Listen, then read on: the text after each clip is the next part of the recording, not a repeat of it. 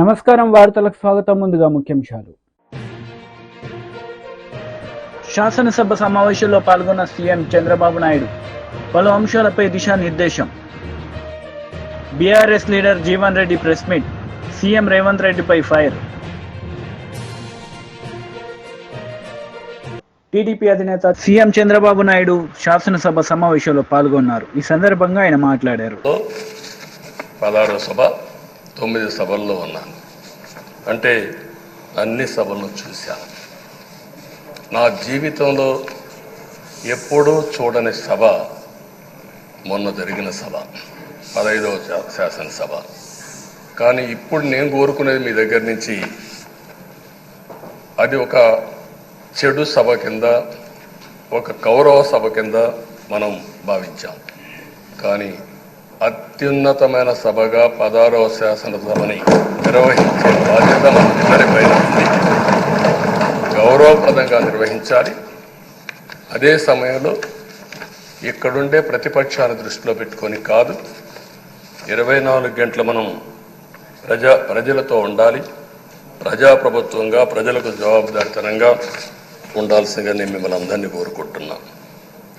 ఈరోజు మనందరికీ అధికారం ఇవ్వడం కాదు, అతి ముఖ్యమైన బాధ్యత ఇచ్చారు. ఈ రాష్ట్రాన్ని మళ్ళీ ఘాటున పెట్టమని మనతో మాట్లాడారు, మనకు చెప్పారు. ఎప్పుడు కూడా నేను ఒకటే భావిస్తాను, ప్రజా జీవితాలను మార్చే శక్తి ప్రభుత్వ విధానాలకు ఉంటుంది. ఆ ప్రభుత్వ విధానాలకు రూపకల్పన చేసే సభ ఈ చట్టసభ. ఈ విషయం ప్రతి ఒక్కరూ గుర్తుపెట్టుకోవాల్సిన అవసరం ఉంది.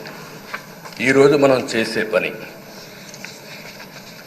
ఈరోజు ప్రజల భవిష్యత్తే కాకుండా భావితరాల భవిష్యత్తు కూడా నిర్ణయిస్తుంది. ఈరోజు భారతదేశం 91లో ఆర్థిక సంస్కరణలు వచ్చాయి.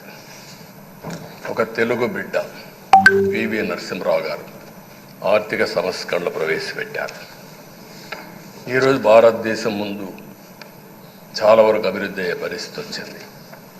ఆయన ప్రవేశపెట్టిన ఆర్థిక సంస్కరణను నేను ఆదర్శంగా తీసుకొని ఆ రోజు ఉమ్మడి ఆంధ్రప్రదేశ్లో అనేక పాలసీలు తీసుకొచ్చాం, సంస్కరణలు తీసుకొచ్చాం.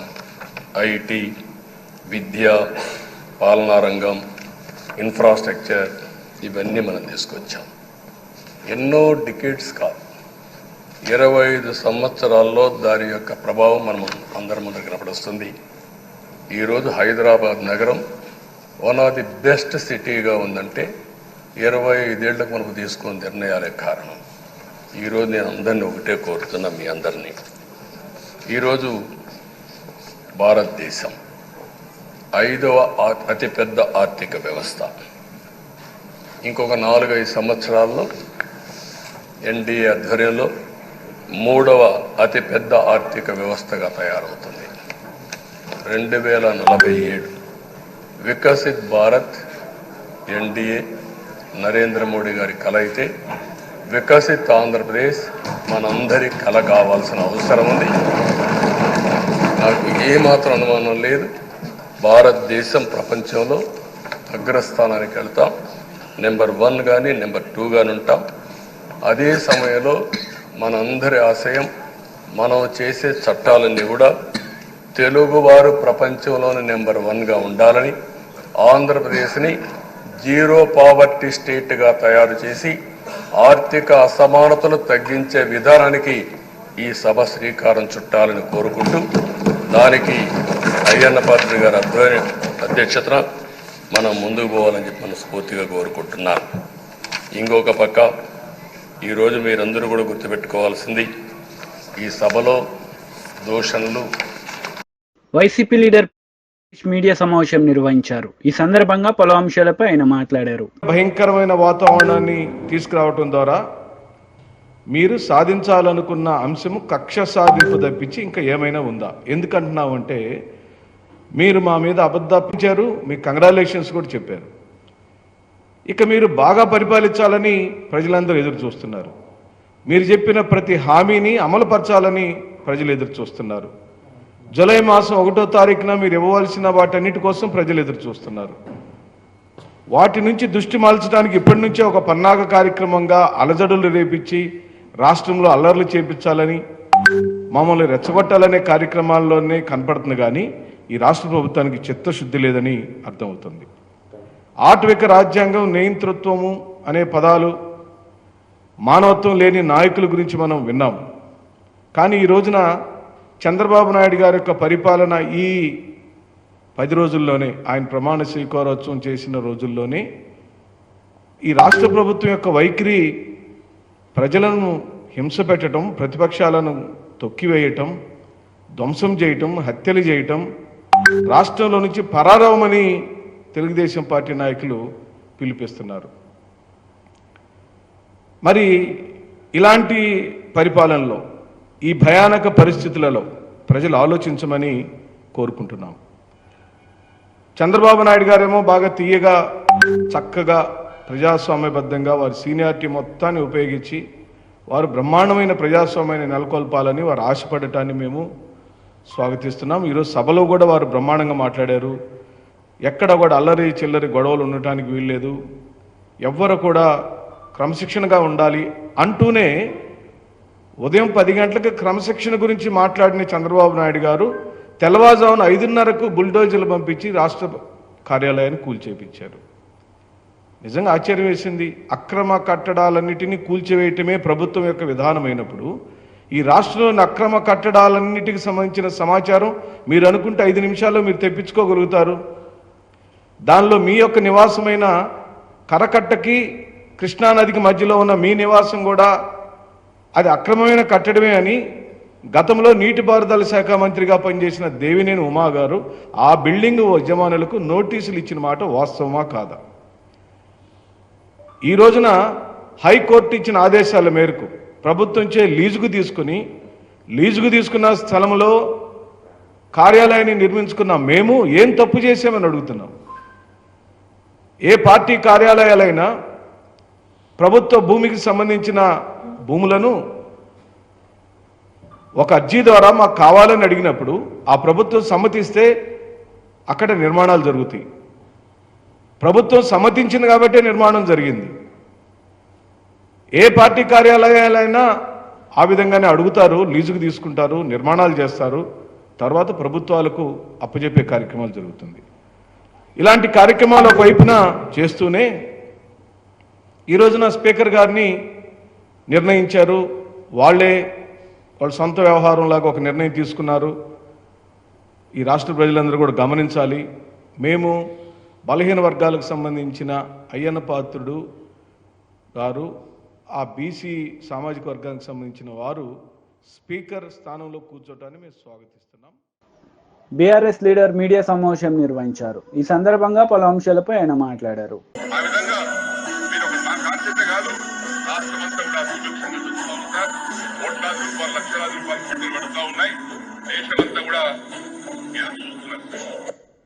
అది మొన్న ఇందాక చూపించింది, నిన్న అది అంతకుముందు రేవంత్ రెడ్డి గారు, నిన్ననేమో మరి ముఖ్యమంత్రిగా రేవంత్ రెడ్డి గారిని పొగుడుతూ చాలా గొప్పగా ఆయన గురించి చెప్తాను. గతంలో ఇదే పార్టీలు మారిన వ్యక్తుల గురించి మాట్లాడిన రేవంత్ రెడ్డి గారి మాటలు చేసిన వాళ్ళకి ఎంత కఠినమైన శిక్షలను రాజ్యాంగంలో పొందుపరిచిందో, ఇవాళ ఒక పార్టీలో ఎన్నికైన వాళ్ళు రాజీనామా చేయకుండా ఇంకొక పార్టీలో ఫిరాయిస్తే హత్యలు అత్యాచారాలు చేసిన వాళ్ళకి ఎంత కఠినమైన శిక్షలు అమలు చేస్తున్నారో ఉడిపీకే విధానాన్ని ఈరోజు రాజ్యాంగంలో సవరణ తీసుకురావాల్సిన పరిస్థితులు ఉన్నాయి.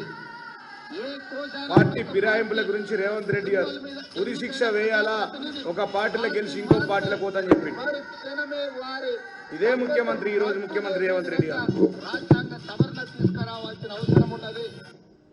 ఈ విధంగా ముఖ్యమంత్రి రేవంత్ రెడ్డి గారు వారు మాట్లాడుతూ ఉంటే ఆయన ఊసరవిల్లక పార్టీలు మారుస్తూ ఉండి ఇలా నిజామాబాద్ జిల్లాలో గౌరవ ముఖ్యమంత్రి కేసీఆర్ గారు, ఈ రాష్ట్రంలో ఆ రోజు ముఖ్యమంత్రి కేసీఆర్ గారు ఈయనకి ఇచ్చినంత విలువ ఎవరికి ఇయ్యలే, ఈయనకు వచ్చిన నిధులు ఎవరికి ఇయ్యలే.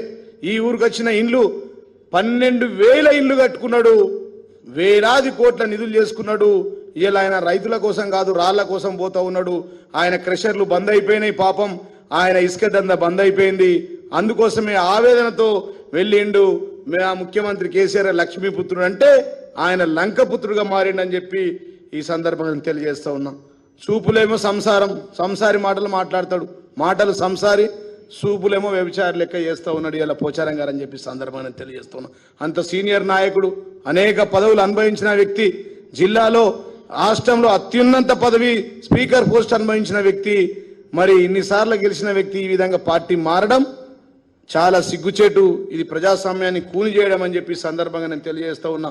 అందుకోసమే ఆయనని పోచారం కాదు విషచారం అంటున్నాం ఇవాళ టీఆర్ఎస్ పార్టీ నుంచి. ఇవాళ పట్టపగులు మా అందరిని నిడిసబెట్టేసి మొన్నటిదాకా మేమంతా బాపు బాపు అని పిలిచేది, ఆ గౌరవాన్ని పోగొట్టుకున్నాడు మా గణేష్ గుప్తా గారు కానీ మేము కానీ. ఇవాళ ఆయన చూస్తూ ఉంటే తల్లి పాలు దాగి తల్లి రొమ్ము కోసుకున్న వ్యక్తిగా మారిపోయాడు ఈ పోచారం శ్రీనివాసరెడ్డి గారు. అధికారం లేకపోతే బతకలేడా అని చెప్పి సందర్భంగా వారిని మేము అడుగుతా ఉన్నాం అనేక సార్లు. ఇంకా అనేక సందర్భాల్లో ఆయన నియోజకవర్గంలో 500 ఎకరాలు ఒక్కరోజు అడిగితే ఇచ్చేసి గుడి కోసం గుడి నిర్మించినటువంటి వ్యక్తి మా ముఖ్యమంత్రి, ఆనాటి ముఖ్యమంత్రి కేసీఆర్ గారు. ఆయన ఏది అడుగుతాడు ఒక్క ప్రాజెక్టు కోసం 500 కోట్ల రూపాయలు ఇచ్చారు, ఒకటే ప్రాజెక్టు కోసం ఆయన నియోజకవర్గంలో. ఆయన ఏది అడుగుతే అది జీవోల రూపంలో అర్ధ గంటల బయలుదేరి అంత గౌరవం ఇచ్చి అంత విలువ ఇచ్చినటువంటి బీఆర్ఎస్ పార్టీని ఇలా మోసం చేసిపోయిన వ్యక్తి ఖచ్చితంగా కూడా మళ్ళా రేపటి రోజున రేవంత్ రెడ్డిని కానీ కాంగ్రెస్ పార్టీని కూడా మోసం చేస్తాడు. ఆయన కొత్త కాదు, గతంలో టీడీపీలో ఉండి చంద్రబాబును కూడా మోసం చేసి ఇక్కడికి వచ్చిన వ్యక్తి, ఇవాళ కేసీఆర్ గారిని మోసం చేసిన వ్యక్తి. రేపు రానున్న రోజుల్లో రేవంత్ రెడ్డిని కూడా ఖచ్చితంగా మోసం చేస్తాడని చెప్పి సందర్భంగా నేను తెలియజేస్తున్నాను. కాబట్టి మరి ఇవాళ ఒకవేళ మీకు దమ్ముంటే ఎవరైనా కావచ్చు, ఇవాళ పార్టీని విడిచి వెళ్ళిన వాళ్ళు దమ్ముంటే రాజీనామా మీ పదవులకు చేసి ప్రజాస్వామ్యబద్ధంగా మళ్ళీ కాంగ్రెస్ పార్టీలో బీఫామ్ తీసుకొని గెలవండి. కానీ ఇట్లా ఒకవేళ కనుక ఇంకా కూడా ఎవరైనా పోవాలని ప్రయత్నం చేసినా ఇట్లా పోయినోళ్లను ప్రజాస్వామ్యంలో ప్రజలు రాళ్లతో కొట్టి చంపుతారని చెప్పి సందర్భంగా తెలియజేస్తున్నాం. ఇది మేమన్న మాటలు కాదు, రేవంత్ రెడ్డి గారి గతంలో చెప్పారు. ఒక పార్టీ నుంచి గెలిచి ఇంకో పార్టీ నుంచి వచ్చిన వ్యక్తిని ప్రజాస్వామ్యంలో ప్రజలు నియోజకవర్గాలకు రానియద్దు, రాళ్లతోని కొట్టాలని చెప్పారు. మీకు దమ్ముంటే రాజీనామా చేసి మళ్ళీ గెలవడానికి ప్రయత్నం చేయాలి. కానీ ఇలా ఒక బీఫామ్ మీద తీసుకున్నటువంటి వ్యక్తులను ప్రజలు క్షమించరు. ఇలా నేను బాన్స్వాడలోని టీఆర్ఎస్ నాయకులకు కూడా విజ్ఞప్తి చేస్తున్నా. అనేక మంది యువత అక్కడ ఉన్నారు, మీకు మంచి అవకాశం వస్తుంది. రానున్న రోజుల్ని అతి తొందరలోనే బాన్స్వాడలో ఎన్నికలు కూడా జరుగుతాయి. ఆ ఎన్నికల్లో మళ్ళా బీఆర్ఎస్ పార్టీ ఖచ్చితంగా గులాబీ జెండా ఎగిరేస్తుంది. ఎక్కడైనా కానీ గతంలో ఇవాళ బుద్ధి చెప్తా ఉన్నారు, ఖచ్చితంగా మళ్ళా వచ్చేది మన ప్రభుత్వమే. కాబట్టి ఇవాళ బీఆర్ఎస్ సైన్యానికి ఎక్కడ కూడా మీరు దానికి బాధపడవలసిన అవసరం లేదు. పోయిన వాళ్ళు పోయినరు, ఆ ప్లేస్లో యువతరానికి అవకాశాలు వస్తాయి, అవకాశాలు ఇస్తారు మన అధ్యక్షుడు అని చెప్పి సందర్భంగా తెలియజేస్తూ, మరి ప్రజాస్వామ్యాన్ని కూని చేసినటువంటి ఈ వ్యక్తులకు ఖచ్చితంగా శిక్ష ఈ ప్రజాస్వామ్యంలోనే అతి తొందరలోనే పడతాయని చెప్పి సందర్భంగా తెలియజేస్తూ ఇప్పుడు గుడివాడ అమర్నాథ్ మీడియా సమావేశం నిర్వహించారు. ఈ సందర్భంగా టీడీపీ నేతలపై ఆయన విరుచుకుపడ్డారు. ఈ చర్యలను మనం చూస్తూ ఉన్నాం. ఈరోజు ఉదయం తెల్లవారుజామున 5 గంటలకి తాడేపల్లిలో వైఎస్ఆర్ కాంగ్రెస్ పార్టీ కేంద్ర కార్యాలయానికి సంబంధించినటువంటి నిర్మాణాన్ని 8 సంవత్సరాలు ఈ రాష్ట్రంలో ప్రతిపక్ష పార్టీగా, గడిచినటువంటి 5 సంవత్సరాలు అధికార పార్టీగా, దాదాపు 13 సంవత్సరాలు చరిత్ర కలిగినటువంటి వైఎస్ఆర్ కాంగ్రెస్ పార్టీకి చెందినటువంటి కార్యాలయాన్ని ఏ రకంగా పూర్తిగా నేలమట్టం చేశారో అనేటువంటిది ఈరోజు తెల్లవారుజామున మనం చూసాం. మీరు కూడా మీ దృష్టి కూడా అదంతా కూడా వచ్చింది. దాని మీద కోర్టుకు వెళ్ళి కోర్టులో ఇంకా ప్రొసీడింగ్స్ జరుగుతుండగానే హై హ్యాండెడ్గా ఏ రకంగా కార్యాలయాన్ని పూర్తిగా 2 అంతస్తులు నిర్మించినటువంటి కార్యాలయాన్ని ఏ రకంగా నేలమట్టం చేశారు అన్నటువంటిది చూసాం. ఈరోజు రాష్ట్రంలో అంబేద్కర్ గారి రాజ్యాంగాన్ని పూర్తిగా పక్కన పెట్టి తెలుగుదేశం పార్టీ తాలూకా రెడ్ బుక్ రాజ్యాంగం నడుస్తూ ఉంది. వారు ఏదైతే ముందు నుంచి వారు ఎన్నికల ప్రచారంలో చెప్పారో, వారు అధికారంలోకి రాకమునుపు చెప్పారో, వారు చెప్పినటువంటి ఆ రెడ్ బుక్ రాజ్యాంగాన్ని ఈరోజు రాష్ట్రంలో అమలు చేస్తున్నటువంటి సందర్భాలు మనం చూస్తూ ఉన్నాం. ఇంకా పైపెచ్చు ఈరోజు అసెంబ్లీలో నీతులు మాట్లాడుతూ ఉన్నారు. సరే, మేమైతే మా నాయకుడు జగన్మోహన్ రెడ్డి గారు మొన్న సమావేశం పెట్టినప్పుడు చాలా క్లియర్గా కేటగారికల్గా చెప్పారు. 6 నెలల పాటు వారికి హనీమూన్ పీరియడ్ అనేటువంటిది నడుస్తూ ఉంది. సహజంగా ఒక అధికారంలోకి వచ్చినటువంటి రాజకీయ పార్టీకి, అధికారంలోకి వచ్చినటువంటి ఆ పార్టీకి సమయం ఇవ్వాల్సినటువంటి అవసరం ఉంది. వారు ఇచ్చినటువంటి హామీలు అమలు చేయడానికి మనం సమయం ఇవ్వాలి. వారు తీసుకునేటువంటి నిర్ణయాలకు మనం సమయం ఇవ్వాలి. ఇప్పుడు మనం మాట్లాడాల్సినటువంటి పని లేదు. 6 నెలల తర్వాత వారు తీసుకున్నటువంటి నిర్ణయాలన్నీ చూసిన తర్వాత అప్పుడు మనం స్పందిద్దాం అనేటువంటి మాట జగన్మోహన్ రెడ్డి గారు మొన్న సమావేశంలో చెప్పారు. దానికి కూడా వారు సమయం ఇవ్వట్లేదు. అధికారం వచ్చి కేవలం ఇంకా 20 రోజులు పూర్తవకముందే ఈ రకమైనటువంటి పరిస్థితులు రాష్ట్రంలో ఉన్నాయి. సరే, మేము తీసుకున్నటువంటి నిర్ణయాలు లేకపోతే ఇంకోటో ఇతర కారణాల చేత ఈరోజు మేము అధికారాన్ని కోల్పోయాం. మీకు అవకాశం ఇచ్చారు. మీకు ఇచ్చినటువంటి అవకాశాన్ని సద్వినియోగం చేసుకోవాలి. కన్స్ట్రక్టివ్గా రాష్ట్రాన్ని ముందుకు తీసుకెళ్లాలనేటువంటి ప్రయత్నం చేయాలి తప్ప ఈ రకమైనటువంటి నిర్ణయాలు ఒకవేళ నిజంగా మేము ఆ రోజు నిర్ణయం తీసుకొని ఉంటే ఈరోజు తెలుగుదేశం పార్టీకి ఉన్నటువంటి కేంద్ర కార్యాలయం మంగళగిరిలో అది వాగు పొరంబోక్ కింద ఉన్నటువంటి తెలుగుదేశం పార్టీ కేంద్ర కార్యాలయం మంగళగిరిలో ఉన్నటువంటిది పూర్తిగా ఉన్నటువంటి లాస్కి వ్యతిరేకంగా ఉన్నటువంటి నిర్మాణం. సో ప్రజాస్వామ్యంలో బీజేపీ లీడర్ మీడియా సమావేశం నిర్వహించారు. ఈ సందర్భంగా పలు అంశాలపై ఆయన మాట్లాడారు. అసైన్ చేసినటువంటి భూముల్ని ఇవి లావణి పటాని, ఇవి కారీజ్ ఖాతా అని చెప్పి ఈ భూములు మీ పేరు మీదకి మారాయని చెప్పి మీరు వీటిని మాకు ఇస్తే 10,000, 20,000, 50,000 ఇస్తాం, తీసుకోండి, లేదంటే ఈ భూములు మొత్తం ప్రభుత్వానికి స్వాధీనం చేసుకుంటామని చెప్పి తెలివిగా తన కంపెనీ రాజపుష్ప పేరు మీద కాకుండా 5 ఎకరాలు 10 ఎకరాలు ఫామ్ ల్యాండ్స్ పేరిట అనేక రకాలైనటువంటి కంపెనీల పేరు మీదకి మార్చుకున్నట్టు మా దృష్టికి ఆ గ్రామ దళితులు తీసుకొచ్చారు. దానికి సంబంధించినటువంటి ఫైల్ మొత్తం అప్డేట్ కోసమని జిల్లా కలెక్టర్ గారిని అడిగినాం. త్వరలోనే దానికి సంబంధించిన వివరాలు వస్తాయి. ముందుగా దళితులకు అసైన్ అయినటువంటి భూమి కాబట్టి మొదట క్షీరసాగర్ నుంచే ఆ పని మొదలు పెడతాం. మొదట ఆ పని ముందుకు సాగిన తర్వాత మిగతా మండలాలలో. సో మనుషులకు ఎప్పుడు కాన్ఫిడెన్స్ వస్తుందంటే ఒక దగ్గర సక్సెస్ అయితే మా భూములు కూడా ఇక పలానాయన గుంజుకున్నాడని రావడానికి అవకాశం ఉంటుంది. మేము మా కార్యక్షేత్రంగా ములుగు మండలం క్షీరసాగర్ని ఎంపిక చేసుకోవడం జరిగింది. ఆ క్షీరసాగర్లో దాదాపు 80 దళిత కుటుంబాలకు ఇచ్చినటువంటి భూమి విషయంలో ఏ కలెక్టర్, ఏ జాయింట్ కలెక్టర్ ఎన్ని రికార్డులు దిద్దినా, ఎన్ని కోట్లకి వెళ్ళి ఇంజక్షన్ ఆర్డర్ తెచ్చుకున్నా బరాబర్ ఆ దళితుల భూమిని దళితులకే వాళ్ళు సరెండర్ చేసినారని చెప్పి ఒక కాగితాన్ని క్రియేట్ చేసినారు. ఈ భూమి మాకు అవసరం లేదని దళితులు వాళ్ళంతటా వాళ్ళే భూమి సరెండర్ చేసినారని కొత్త కథ తయారు చేసినారు. అది పూర్తిగా తప్పది. దానికి సంబంధించి ప్రజాక్షేత్రంలోనే తేల్చుకుంటాం. ములుగు మండలం క్షీరసాగర్లోంచే వారు అక్రమంగా తీసుకున్నటువంటి భూములకు తోటి కార్యాచరణ మొదలవుతుంది. జూలై 3 వరకు మాకు పార్లమెంట్ ఉంది. జూలై 5 తర్వాత ములుగు మండలాన్ని విజిట్ చేస్తాం. క్షీరసాగర్ నుంచే భూసేకరణ కార్యక్రమంలో వారు చేసిన అవకతవకల్ని ప్రజల ముందు ఉంచుతాం. హలో అన్నా, నమస్తే. నేను సిద్దిపేట విజయనగరం జిల్లా స్టాఫర్ దేవులపల్లిలే. మీరు దుబ్బాక ఎమ్మెల్యేగా ఉన్నారు. అయితే మల్లన్న సాగర్లో ఇంతవరకు చెక్కులు ఇచ్చినవి కూడా పెండింగ్ ఉన్నాయన్న. అవి దృష్టిలో పెట్టుకొని ఆ చెక్కులు ఇప్పటి వరకు గత టీఆర్ఎస్ ప్రభుత్వం అంటే మనం వెంకటరామరెడ్డి ఉన్నప్పటి నుంచి తిరిగి చాలా మంది బేజారైపోయినరు. ఇప్పటి వరకు కూడా ఇంకా అమౌంట్ రాలేదన్న. చాలా మంది ప్యాకేజీలు రావాల్సి ఉన్నాయి, అవన్నీ పెండింగ్లు ఉన్నాయి. మరి జర ఇవి మీ శ్రద్ధతోనైనా వాళ్ళకు ఇప్పిస్తారని నేను ఆశిస్తున్నానన్న. నేను ఎమ్మెల్యే గెలిచే కంటే ముందు కొన్ని కోర్టు డిగ్రీల పేరిట, కొన్ని కాంప్రమైజ్ డిగ్రీల పేరిట కలెక్టర్ కార్యాలయంలో సంతకాలు తీసుకొని ఎవరైతే విలేజ్ని వదలడానికి వాలంటరీగా ఒప్పుకొని వెళ్ళిపోయినారో అన్న వాళ్ళకు తప్ప మిగతా వాళ్ళందరికీ నేను గెలిచిన తర్వాత మళ్ళీ పిలిచి కలెక్టర్ గారితో రీకన్సిలేషన్ మీటింగ్స్ పెట్టాం. కొన్నిట్లలో కోర్టులలో మళ్ళీ పిటిషన్స్ ఫైల్ చేసినామన్నా.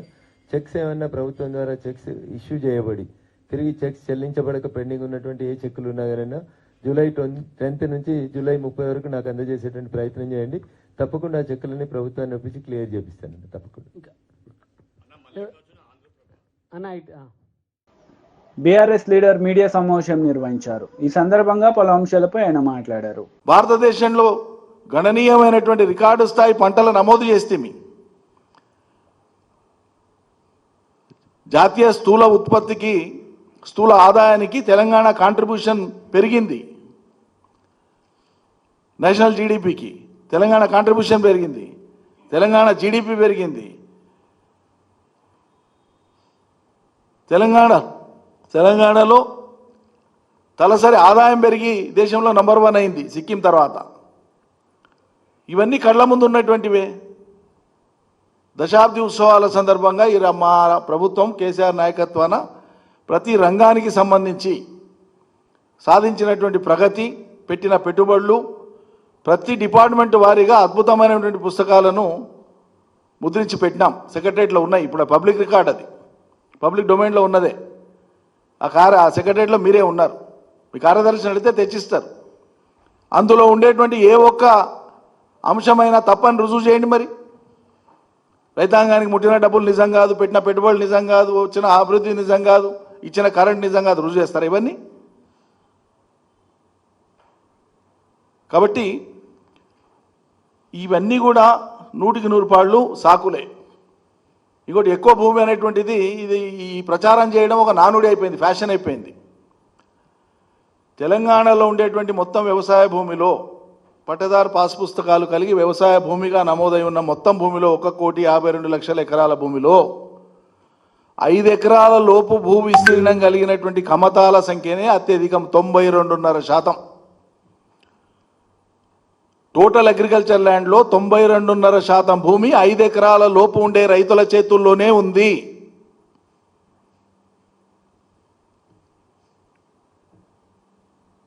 మిగతా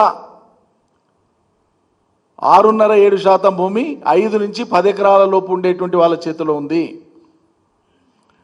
25 ఎకరాలకు మించి భూగరిష్ట పరిమితికి లోబడి 54 ఎకరాలకు లోబడి ఈ రాష్ట్రంలో భూమి కలిగినటువంటి మొత్తం రైతుల సంఖ్య కేవలం 6,488 మాత్రమే. దమ్ముంటే ఈ ప్రభుత్వాన్ని కాదు ఇన్ని లక్షలు అన్ని వేలు రికార్డు పెట్టమనండి, బయట పెట్టమనండి, చూపించమనండి. అంటే జరిగిన మేలును వక్రీకరించి చూపేటువంటి ఒక దుష్ట ప్రయత్నం ఇది. ఒక గ్రామం ఉంటే 2-3 వేల ఎకరాలు ఉంటే 5 ఎకరాల లోపు ఉండే వాళ్ళే మ్యాక్సిమం ఉంటారు. 7, 8, 9, 10 ఎకరాలు ఉన్నోళ్ళు కొద్ది మంది ఉంటారు, డజన్ మంది, 2 డజన్ల మంది. 30-40 ఎకరాలు ఉండేటువంటి రైతులు ఒకరో ఇద్దరో ఉంటే ఉండవచ్చు. వార్తలు ముగించే ముందు ముఖ్యాంశాలు మరోసారి. శాసనసభ సమావేశంలో పాల్గొన్న సీఎం చంద్రబాబు నాయుడు పలు అంశాలపై దిశానిర్దేశం. BRS leader Jeevan Reddy press meet, CM Revanth రెడ్డిపై ఫైర్. ఈ వార్తలు ఇంతటితో సమాప్తం. తిరిగి ప్రసారమయ్యే వార్తల్లో మళ్ళీ కలుద్దాం. అంతవరకు సెలవు. నమస్తే.